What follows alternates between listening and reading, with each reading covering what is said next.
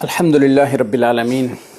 والصلاة والسلام علی سید الرسل وخاتم النبیین وعلی آلہ واصحابہ اجمعین اما بعد فاعوذ باللہ من الشیطان الرجیم بسم اللہ الرحمن الرحیم وما آتاکم الرسول فخذوہ وما نہاکم عنہ فانتہوا، اور جو کچھ رسول اللہ صلی اللہ علیہ وسلم تمہیں دیں اسے لے لو، اور جس چیز سے تمہیں منع فرمائیں اس سے رک جاؤ۔ صدق اللہ العظیم۔ دور حاضر کے مسائل کا حل سیرت النبی صلی اللہ علیہ وسلم سے تلاش کرنے کے حوالے سے گزشتہ 2 حصوں میں کرونا اور اس جیسے دیگر وبائی امراض سے بچاؤ کے لیے سیرت النبی صلی اللہ علیہ وسلم سے رہنمائی کے عنوان سے کچھ گفتگو ہوئی اور اس کے کچھ پہلو زیر بحث آئے۔ آج کی گفتگو میں 2 مزید پہلوؤں کو ڈسکس کرنا ہے تاکہ ہم اس موذی مرض سے بچاؤ کے لیے رسول اللہ صلی اللہ علیہ وسلم کی عظیم سیرت اور آپ کے عظیم اسوہ حسنہ سے فائدہ اٹھا سکیں۔ حقیقت یہ ہے کہ رسول اللہ صلی اللہ علیہ وسلم کی سیرت پر عمل کرنے سے ہم ان نتائج اور ان فائنڈنگز اور ان مقاصد کو حاصل کر سکتے ہیں جس کو آج کی جدید دنیا بڑے تجربات اور بہت سارے اس کے اندر ریسرچ کرنے کے بعد اس نتیجے پر پہنچتے ہیں۔ اللہ تعالیٰ نے ہمیں جو اسوہ عطا فرمایا ہے وہ بہت عظیم ہے۔ اپنی ملت پر قیاس اقوام مغرب سے نہ کر، خاص ہے ترکیب میں قوم رسول ہاشمی۔ یہ ہماری خوش قسمتی ہے کہ اللہ تعالیٰ نے ہمیں اس قدر عظیم الشان پیغمبر حضرت محمد مصطفیٰ صلی اللہ علیہ وسلم کی امت سے بنایا اور پھر اتنا عظیم اسوہ ہمیں عطا فرمایا۔ 2 مزید پہلو آج کی گفتگو میں جو ڈسکس کرنے ہیں ان میں سے ایک پہلو کپڑوں کو انسان کے جسم کے ساتھ اٹیچ جو لباس ہے یا اس سے متعلقہ جو لباس ہے اس کو پاک صاف رکھنا اور صاف رکھنا، یہ سیرت سے ہم جائزہ لیتے ہیں۔ کرونا وبا کے دوران ہمیں یہ انسٹرکشنز بار بار ملتی رہیں کہ اپنے کپڑوں کو بھی ڈس انفیکٹ کریں، اپنے کپڑوں کو جو ہے وہ جراثیموں سے پاک رکھیں تاکہ یہ وائرس منتقل نہ ہو اور دیگر امراض کا جو انتقال ہے اس کا منتقل ہونا ہے وہ ممکن نہ رہے۔ ہم دیکھتے ہیں کہ سیرت النبی صلی اللہ علیہ وسلم میں ہمیں یہ اسوہ ملا، ہمیں یہ طریقہ ملا کہ سب سے پہلی جو وحی نازل ہوئی اس کے بعد جب دوسرے نمبر پر وحی نازل ہوتی ہے تو اس میں اللہ رب العزت نے نبی پاک صلی اللہ علیہ وسلم کو یہ ارشاد فرمایا وَثِيَابَكَ فَطَهِّرْ، اپنے کپڑوں کو پاک رکھیے۔ گویا کہ یہ اتنی اہمیت کی حامل چیز تھی کہ دوسرے نمبر پر نازل ہونے والی وحی میں دیگر مسائل بیان کرنے بعد میں شروع کیے، لیکن اللہ کی توحید کا اعلان اور کپڑوں کو صاف رکھنے کا جو حکم ہے وہ سب سے پہلے ارشاد فرمایا۔ رسول اللہ صلی اللہ علیہ وسلم نے اپنی ساری زندگی طہارت کے جن اصولوں کو اپنایا اور ہمیں تعلیم دی ان میں سے ایک کپڑوں کے پاک رکھنے کا حکم بھی ہے۔ آپ علیہ الصلوۃ والسلام نے اکثر عبادات کے شروع میں اکثر عبادات کے لیے کپڑوں کا پاک صاف ہونا شرط کے طور پر قرار دیا۔ نماز پڑھنے سے پہلے جیسے شرط میں سے ہے کہ آپ کے کپڑے پاک ہوں، کپڑے پاک ہوں گے تو نماز ہوگی، عبادت کی ادائیگی ہو سکے گی۔ نبی کریم صلی اللہ علیہ وسلم کے اس اسوہ کو صرف عبادات تک ہی آپ نے محدود نہیں رکھا۔ عبادات کے لیے تو کپڑوں کا پاک ہونا ضروری ہے، لیکن کپڑے پاک ہونے کے باوجود اگر میلے ہیں تو پھر بھی نبی پاک صلی اللہ علیہ وسلم نے اس کے لیے الگ سے احکام ارشاد فرمائے۔ ایک شخص کو آپ علیہ الصلوۃ والسلام نے میلے کپڑے پہنے ہوئے دیکھا تو آپ علیہ الصلوۃ والسلام نے ارشاد فرمایا کہ اس شخص کو پانی میسر نہیں آتا کہ یہ اپنے کپڑوں کو ہی دھو لے۔ نبی کریم صلی اللہ علیہ وسلم کا اپنا معمول یہ تھا کہ آپ صاف ستھرے کپڑے پہنا کرتے تھے۔ عبادات کے علاوہ بھی آپ جیسے اگر کوئی شخص نیا مسلمان ہوتا تو اس کو حکم ارشاد فرماتے کہ اپنے کپڑوں کو دھو کر پاک صاف کر لو۔ چنانچہ ایسی مثالیں سیرت النبی صلی اللہ علیہ وسلم کے اندر ملتی ہیں کہ کوئی شخص آپ کے ہاتھ پہ اسلام قبول کرتا ہے، اس کے بعد وہ اپنے کپڑے دھو کر اپنی عبادات اور معمولات شروع کرتا ہے۔ عیدین کا موقع ہو یا جمعہ کا اجتماع ہو، اس میں چونکہ ازدحام ہوتا ہے، رش ہوتا ہے، لوگ آپس میں بہت زیادہ میل جول کرتے ہیں، کثرت سے لوگ آتے ہیں، تو نبی کریم صلی اللہ علیہ وسلم نے ان دونوں اجتماعات کے لیے، چاہے وہ جمعہ کا اجتماع ہو یا عید کا اجتماع ہو، آپ علیہ الصلوۃ والسلام نے تعلیم ارشاد فرما دی کہ صاف ستھرے اور دھلے ہوئے اور عمدہ ترین کپڑے ان دنوں میں پہنے جائیں۔ جمعہ کے لیے بھی یہ حکم ہے اور عیدین کے لیے تو علیحدہ سے یہ حکم ارشاد فرما دیا، اور خوشبو کا استعمال کرنے کا حکم دیا تاکہ کثرت سے لوگوں کے جمع ہونے کے بعد کوئی بدبو کا احساس بھی نہ ہو اور لوگوں کو خوشگوار احساس کے تحت عبادت کرنے کا موقع میسر آئے۔ اس کے علاوہ رات کو سوتے وقت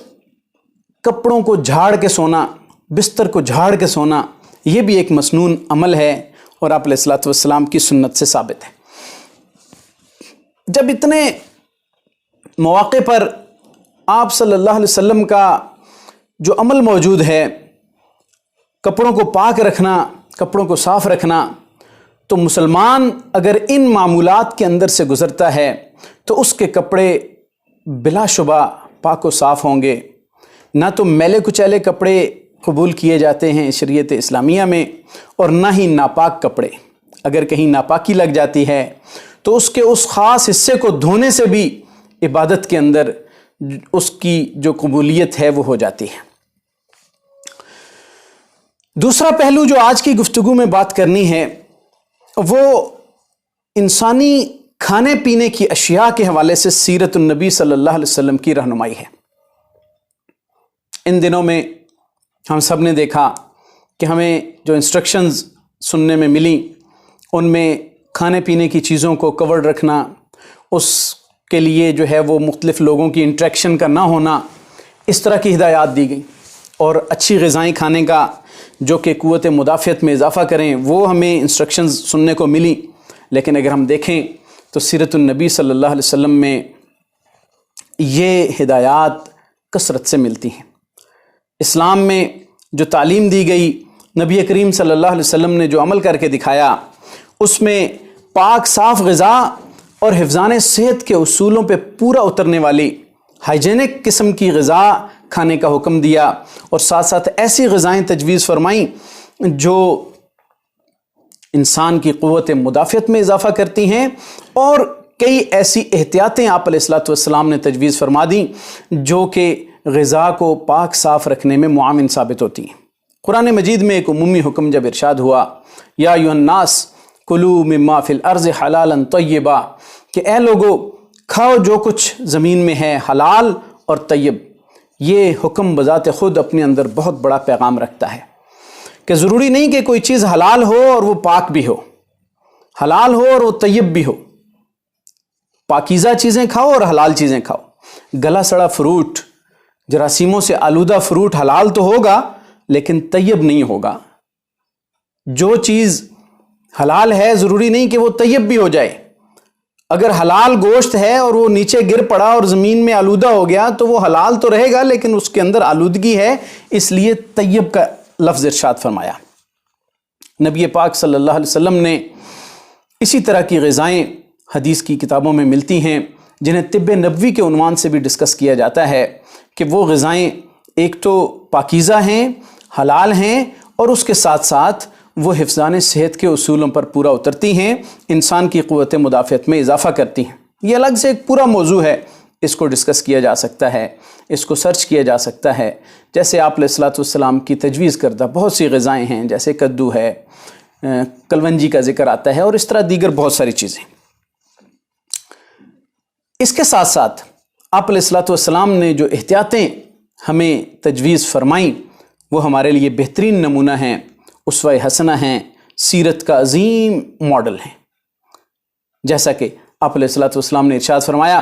کہ کھانے پینے کی چیزوں کے جو برتن ہیں ان کو ڈھانپ کے رکھا کرو، بعض روایات میں آتا ہے کہ رات کو کھانے کے برتن ڈھانپ کے رکھا کرو، اور رات کے کسی پہر میں وبائیں اترتی ہیں اور کھانے کے برتنوں میں وہ ان کے جانے کا امکان ہوتا ہے۔ جب یہ احتیاط ہے،